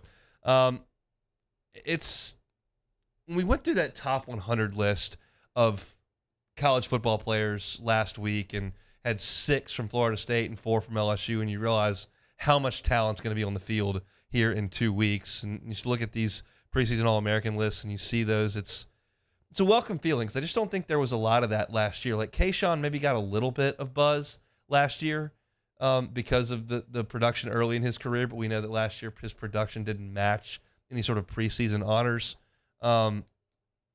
You got a lot of dudes that are going to be out on the field in Orlando coming up here in 13 days, and we're very much looking forward to getting you ready for that. As I mentioned earlier in the show, it is Monday. Next week on Monday, we are going to start our Brian Kelly press luncheon schedule here on 104.5 ESPN Baton Rouge. So OTB will be unchanged. They'll go 7 to 10 in the morning. But Jimmy and Charlie with Live at Lunch will start at 10 o'clock. They will go up into the network broadcast. That'll be Chris Blair and Gordy Rush kind of previewing the press conference. Then you'll hear from Brian Kelly at right about noon, and he'll run till about 12:30, 12:40. Jimmy and Charles will come back for Live at Lunch for about 20 minutes, and then they'll hand it off to me. So every single Brian Kelly press luncheon all season long will be carried right here on 104.5 ESPN Baton Rouge. Very much looking forward to that, and we are just 1 week away. It's a football week for some. Like, I had Jimmy and Charlie on early at Live at Lunch, and they're already cranking the wheel towards week 1, towards week 0, I should say. For me, I'm not quite there with the Navy Notre Dame talk. Maybe Friday we'll get into maybe some picks. I have to make some picks in my pick'em because it's that time of the year. But it's getting close. It's no longer going to be time for looking at preseason All-American lists and bold predictions per said conference. We're going to be into the thick of it here a week from today. So very much looking forward to that. We will take one more time out, and then we'll come back and close up this Monday edition of the Hunt Palmer Show. You're listening to Hunt Palmer. LWCC is Louisiana Loyal, elevating and celebrating champions of Louisiana. Do you know of one? Sure you do. A lot of people in our state doing great philanthropic work. Maybe people, could be nonprofit, could be a business. LWCC is elevating and celebrating those champions of Louisiana, like Corey Barr. Corey, born and raised in Monroe, Louisiana, got into the culinary world. All of a sudden, he's on Food Network, beating Bobby Flay, winning next Food Network star. Comes right back to Monroe and operates 3 businesses right there in the 318. Being a Louisianian is important to Corey Barr. Tells us that all the time, and that's why LWCC highlighted him as a champion of Louisiana. If you know one, go to lwcc.com/champions and nominate a champion of Louisiana. We can tell their story as we've told you about Corey Barr all summer long. Corey Barr is a champion of Louisiana. LWCC is Louisiana Loyal. In times of need, get a full list of phone numbers, websites, and other important emergency information on the Demco Stormwatch page at 1045ESPN.com. Was a humid day, barefoot children play, looking for that summer shade, time to slip away. Oh, Louisiana, some kind of hold on me, like cypress stumps, your roots are planted deep inside of me.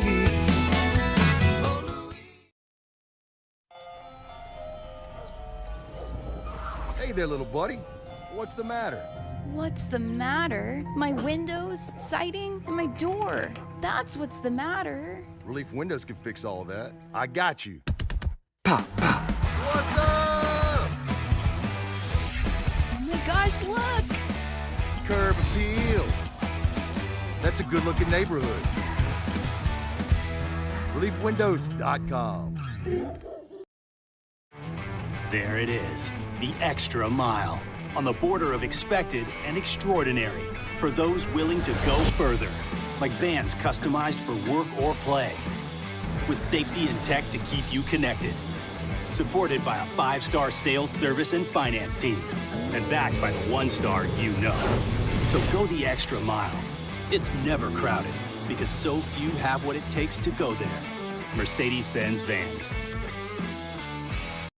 When is a taco more than just a taco? When it's Government Taco. Voted best tacos 3 years in a row by 225 Magazine, Government Taco puts the most delicious spin on tacos the capital area has ever seen. With creative combinations like the Magna Carrot, the Filibuster, or the Steak of the Union. Plus perfect tortilla chips paired with the best salsa and queso you've ever had. And happy hour every day from 3 to 6 p.m. and all day on Thursday. Government Taco, 5621 Government Street. Dylan Cruz here to tell you about Six Rings Baseball and Softball Camp. If you live on the North Shore and play ball, go to Six Rings Camps with former LSU assistant coach Dan Canaveri. His knowledge is second to none, and your child will improve and have fun doing it. Camps were held at Coquille Park and Six Rings Academy in Covington with 4 sessions over the summer. Full day and morning only sessions are available from ages 7 to 13. Go to sixringsbaseball.com or call 985-206-9096. Learn the game to love the game.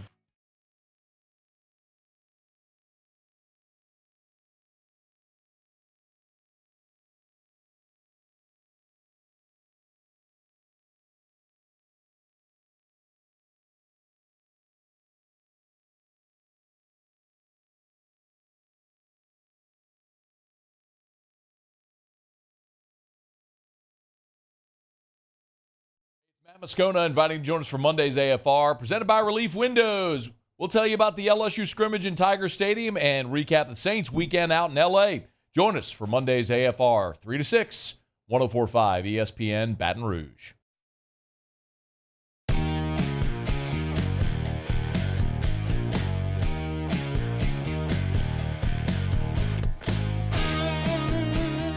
You're listening to Hunt Palmer on 104.5 ESPN Baton Rouge. Does the Little League World Series always go this long? I guess it does. It has just been on for like 3 weeks. I mean, I'm assuming that people who weren't caught up in every pitch in Omaha like we were think like, man, the College World Series is still going on. But like the Little League World Series, they're televising the regional finals. So those go on for like a week. And then you get up to Williamsport, and you got the 2 brackets. So you got the United States bracket and the world bracket. And I'm sitting up there. Tennessee and Washington are still playing, and it feels like they're not even close. I guess to maybe finish up next weekend. These kids are supposed to be back in school. Like, school's just started. I guess that's awesome. It's incentive to keep winning. So you don't have to go back and go to school. You can hang out in a hotel with your buddies and play baseball on ESPN. But it's a long tournament, that Little League World Series. Can't say I've watched any of it, but it seems like fun. All right, let's play some Take It or Leave It.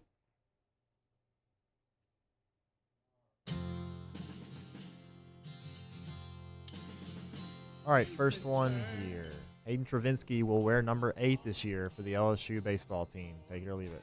I'll take it. Hayden was one of those guys who gave some of those quotes that it will always stick with me when I think about the 2023 national title team. It's that group of guys who really didn't care what their role is in the team. They were just glad to be on the team and eager to help the team in any way that they could. And for Hayden to not get multiple at-bats in any of the first 30 games of the season and then do what he did down the stretch was amazing. And what was even more amazing was his comment, like, it's the most fun I've ever had. Doesn't matter if I'm in the lineup that day or not. And Gavin Dugas said the same thing, and Cade Beloso said the same thing, and Alex Milazzo said the same thing, and Josh Pearson said the same thing. And it was just amazing for me to watch that group. So for Hayden to have that attitude and then to come back, I think it makes a lot of sense for him to wear the number 8, which is the leadership number. Gavin Dugas has worn it for the last couple of years, and Hayden will wear it this year. Jay Johnson talked about Hayden Travinski a little bit today and his decision to come back, and he thought that he could be a really impactful player for LSU. I think when you look at the positions that he could play, Brady Neal re-aggravated his back in Cape Cod, so he's got to really be careful in the spring, in the fall, and into the spring. And we'll see what Milazzo and what Jared Jones does. Maybe Jared Jones at first, maybe he's not, and maybe Travinski can play some first and do a little DHing, and then maybe catch a little bit if Neal's not healthy. So I think that it makes a ton of sense. I think that Hayden Travinski will wear that uniform with a lot of pride, as he did last year when he wasn't on the field a lot. And I think that this team's got a long way to go in terms of talent to catch up to last year's, but if they can have that kind of makeup, that's a good start. Speaking of another number 8, the Yankees have lost 8 games in a row. Yep. Aaron Boone's job is on the line. Take it or leave it. Got to take it. I think that they've you can't say they've bottomed out because they've still got a record that's flirting with 500. Like, the Yankees' record is not that different than the Cubs, and I'm a Cubs fan grinding every night trying to get to the playoffs. They're in last place because the East is so good and the NL Central is so bad. But you got to think that they're not going to move on from Brian Cashman, who's been the general manager there since the 40s, it seems like. And you've got these massive contracts. You're not going to be able to shuffle Aaron Judge and Giancarlo Stanton and Garrett Cole and any of that around. You kind of have what you have. The manager's the easiest thing to pull out and put something else in. And it feels like that's probably going to happen if I had to guess. All right, last one here. Victor Hovland shot a course record 61, including 7 birdies on the back 9 to win the BMW at Olympia Fields. Hovland is going to be a problem at the Ryder Cup. Take it or leave it. I will take that. I'll take it. Yeah, he's just a ridiculous. Now, I've got to hope that the putter doesn't cooperate and that he chips very poorly, which has been his MO. But as far as ball striking, he's absurd, and he will be a problem. You start to look at the way that things have shaken out, and there's some the Europeans that have clinched spots are Rory McIlroy, Jon Rahm, and Victor Hovland. America, we've got Brian Harman, we've got Wyndham Clark. These guys have won majors, but you're a little iffy on them on the big stage in the Ryder Cup, which is a little intimidating, especially going on the road like the United States is going to have to do. But that 61 is just absurd. They interviewed Matt Fitzpatrick about it, and he finished right off the pace. And Matt Fitzpatrick's like, yeah, I played great. I mean, what am I going to do about a 61? You can't play defense out there. If he's going to shoot 61, he's going to shoot 61. The Ryder Cup is going to be very, very interesting, and the USA's got 6 captain picks coming up that I'm actually going to spend some time talking about here over the next couple of weeks because I think it's fascinating. I'm talking mostly football, but I'll ease that in. Europe gets a few more because they've got weird ways that they do things, but you'd imagine Tyrrell Hatton will be on that team, Matt Fitzpatrick will be on that team, and some of those guys. But Hovland's a force. I think that Team Europe has got a better top end of their team. I think that 1 through 12 will very likely favor the United States, depending on what the captain's picks look like. Maybe you pick Justin Thomas and he still can't find it. And he shoots 80. But I think that the USA has probably got more guys deserving of being on a Ryder Cup team than Team Europe does. So hopefully depth wins out and they can go over there and finally win. But that, I guess, remains to be seen. Fun show today on a Monday. Kind of got the week kick-started. Had a chance to watch some football over the weekend. I gave my thoughts on LSU's scrimmage on Saturday that I was able to see. And you can go back and catch it on demand, 1045ESPN.com's on-demand tab. You can go catch it on YouTube where it'll be posted to Hunt on LSU, our YouTube page. But I talked about Sage Ryan playing corner, Lance Hurd shuffling around on the offensive front, moving from right tackle down, moving into right tackle and having Emory Jones move down to right guard. Caleb Jackson had 2 highlight reel plays, and I kind of gave my thoughts on how that looks in the running back room.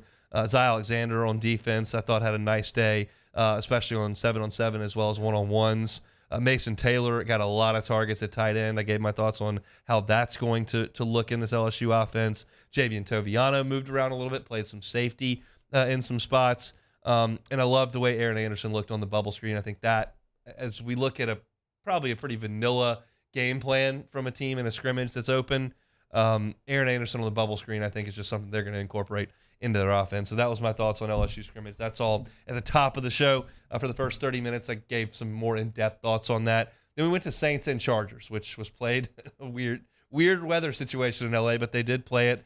And I gave my thoughts on penalties, and they are that I don't care if your third-team guys and guys that are going to get cut had penalties. Who cares?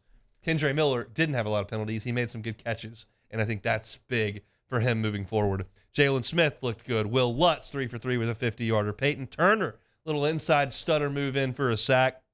Nico Lalos goes off in the second half. Does that matter? I don't really think so for the Saints. Maybe for whoever picks them up next. And at this rate, that'll probably be the Broncos, who are signing every former Saint they can probably find.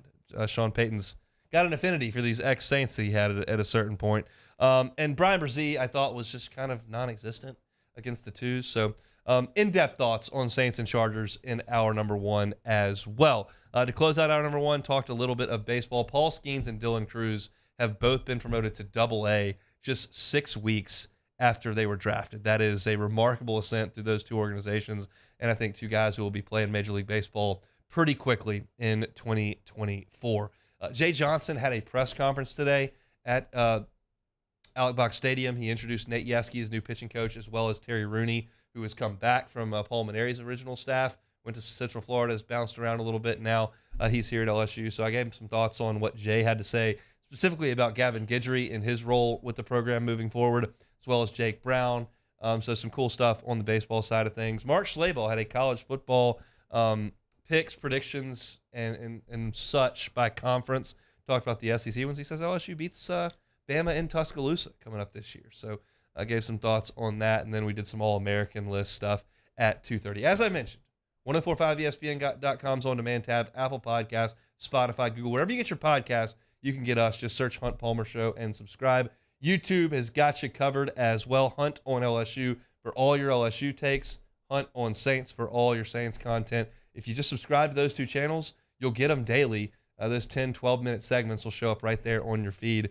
We did all of that before a little bit of Take It or Leave It. So, coming up tomorrow, excited for the show. Brian Kelly's going to meet with the media tomorrow, I believe. We'll also have Glenn West of Go 24/7 to jump aboard and talk about the Tigers, and then Sharif Ishak from WDSU. He did not go to L.A. with the Saints, but certainly was locked into it. Was doing a lot of tweeting last night, so we'll talk to Sharif about the Saints, and we'll find some other things to talk about. As I mentioned earlier in the show, I think probably we'll get into some Jay Johnson sound that we'll have tomorrow. We're not able to do that because we were starting the show as they got into that today. So that's going to do it for us. Matt Moscona is about to drive you home on After Further View. Hope you have a wonderful Monday evening. We're back tomorrow, same time, same place. It's 1 to 3 right here on 104.5 ESPN Baton Rouge. Officially, it's a fridge full of beer. Unofficially, it's free AC.